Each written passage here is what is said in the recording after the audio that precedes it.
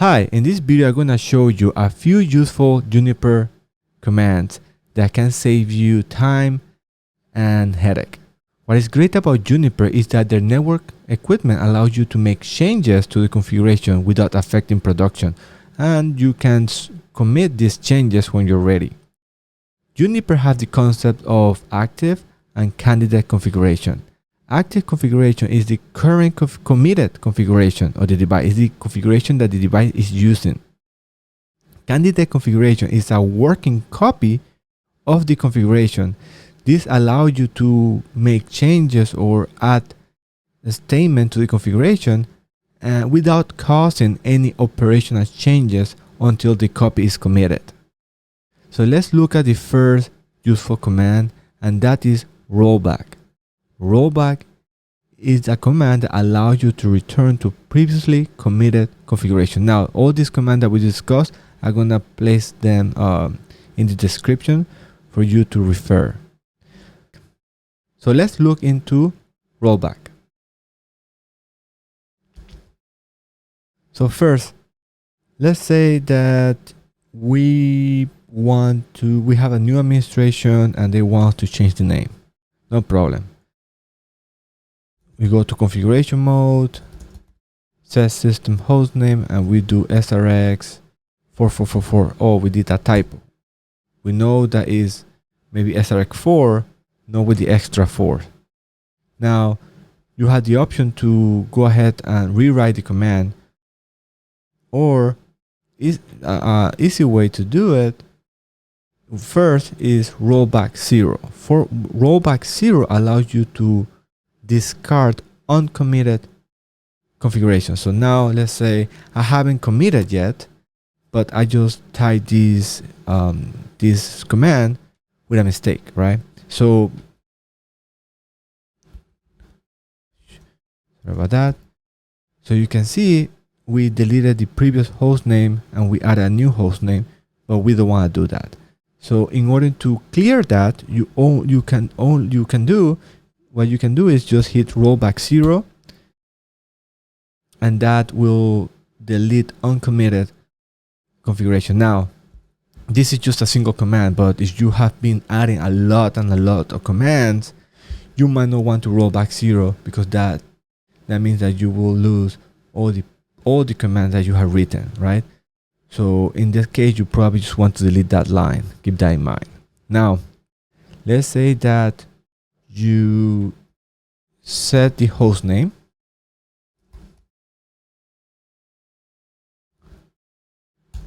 and you didn't catch the mistake or the error, and you commit it, or you save the configuration. In Juniper, commit is like write memory. Now that the commit is completed, we notice that we typed the wrong host name. So in this case, we cannot use rollback 0 because that is only for configuration uncommitted. In this case, we need to go back to a previous non-configuration. So if we write rollback ? In this particular device, we only have up to 5 previous committed configuration and a rescue configuration that we will talk about it in a few minutes. So in this case, I want to go back one time. So I hit rollback 1, and that will, as you can see, show compare. That you can see that the rollback 1 is deleting the previous SRX name and added the original name. Show compare basically is comparing the active with the candidate configuration. And let's commit this. Now let's talk about the rescue option. So once we finish our configuration, once we move into production, everything is working and we have tweaked everything we need to tweak, and we know we have a network device that is working, then we want to save that configuration in case in the future something happens, someone add more configuration and things break. So we want to be able to roll back to a configuration that we know was working. In order to do that, we have to go back, exit configuration mode, and the command is request system configuration rescue. If you are not sure what is next, you can hit question mark and you can see that the option is save. In this case, we are saving the configuration. Let's save it. So we know this device is working. I just enabled an interface. You can see here that I can ping one point-to-point interface. And we know the device working. We save the configuration. Now, let's say that we make a change and we don't know which rollback the previous configuration is, but we know rescue was the configuration that is working. So instead of using rollback, let's use rescue command to go back to a known working configuration. So we know 10.10.10.2 is active. It's just a point-to-point interface with GE001. So somebody else or yourself deleted the interface I showed you.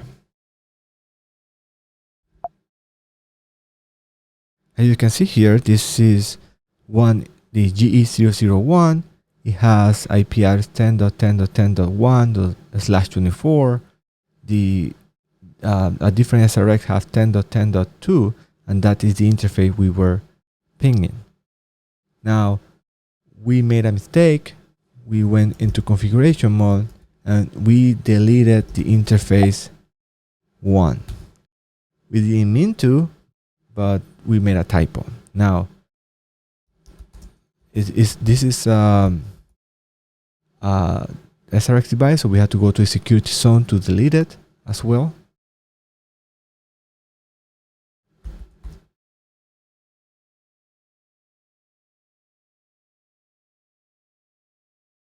So now you deleted the interface. Somebody else deleted the interface and they committed. Now you return to work and people are calling you, BGP is down, OSP is down, some router lost, and you start digging and you don't know what changed, but you know you have a rescue configuration where you can go back and is the last known working configuration. In order to save this or return back to normal, we go back to configuration mode, and instead of rollback 0 to 5, we roll back to the rescue configuration and we commit that configuration. Now that we committed the rescue configuration, let's see if we can ping the interface. As you can see, we can ping and we are back to normal. And the device returned back to the working configuration. So as you can see, the rescue command can save you a headache if things happen. Now the next command is commit. Commit is this write mem or save configuration, and commit has several options.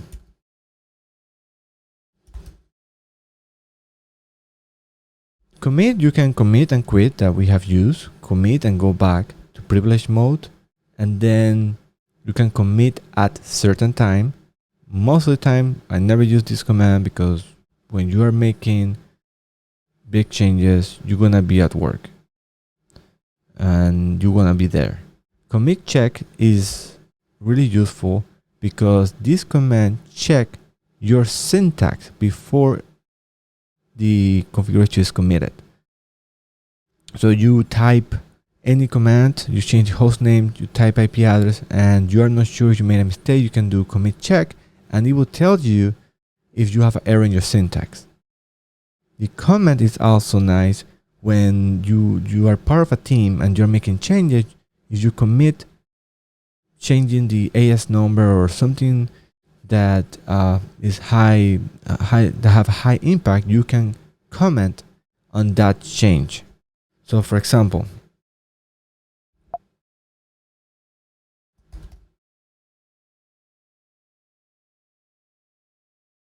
so we changed the host name, new administration, new sheriff in town. They mandate us to change the host name. We change the host name, and in moment of commit, we do a comment, and we say new host name, and we commit that change. Now that the commit is complete, and we log into the device, if somebody else, a coworker, log into the device, they can see the previous commit with the command show system commit, and as you can see, the date and the comment new host name. So somebody can understand that there was a change made that day at that time and the purpose of that change. Now the last useful command that I often use is confirm, because let's say that you are making a change from home now that we are working from home, and there's a possibility that you lose connectivity to that device. Then you can commit confirm, and what that command do is that it will commit the changes but wait 1 minute for you to commit again to be certain. Otherwise, it will return back to the previous configuration at the specific time that you specify. Let's take a look, for example.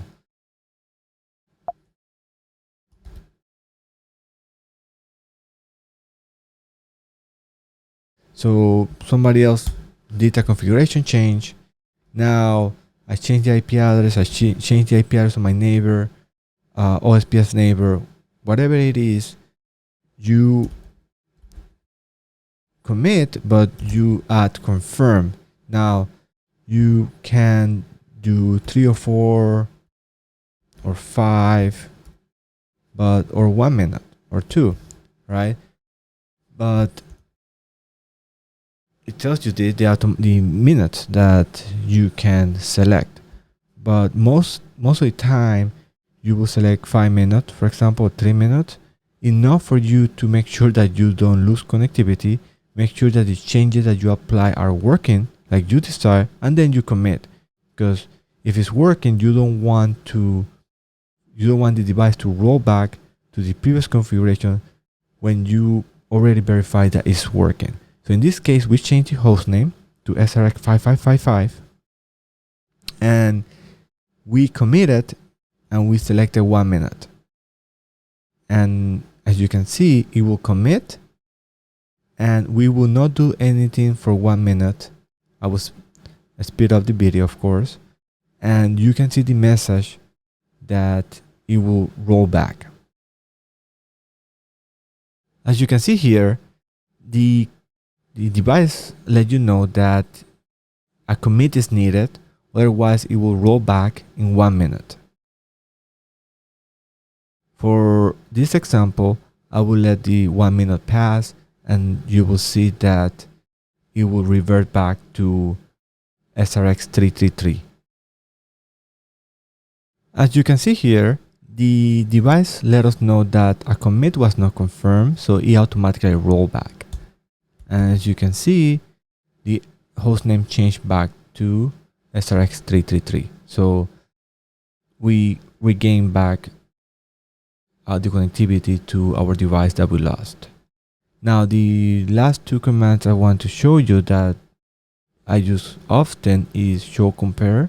So you are making changes, and before you make these changes, you want to see what commands are in the candidate configuration before you commit. So you can type show compare. In this case, we have nothing. We haven't typed any commands. So save system, hostname SRX, and I want to compare. You can see here, I'm deleting the previous hostname, I'm adding the hostname SRX444. We don't want to make that change. We do rollback 0. We return back to our original, we delete the uncommitted changes. Now, the other useful configuration is that if you want to roll back, maybe you forgot what configurations are in those rollback. So you can compare different rollback. You can do show configuration compare to rollback 2. We have nothing compared to 1. We change the host name. But if you have something there, it will show. And you can see which rollback they have. And that allows you to know which rollback you want to go back. Otherwise, you can use the rescue configuration. Just make sure that just make sure that you have a rescue configuration set up. Thank you for watching. Have a great day.